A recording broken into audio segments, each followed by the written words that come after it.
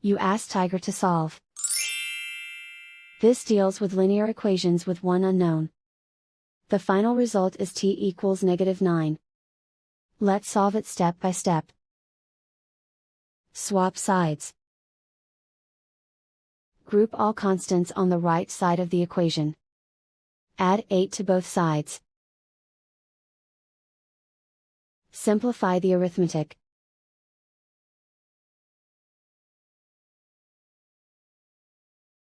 Isolate the t.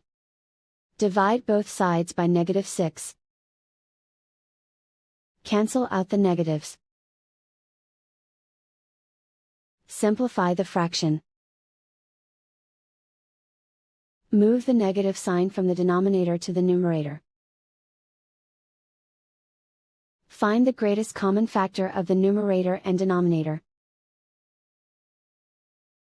Factor out and cancel the greatest common factor.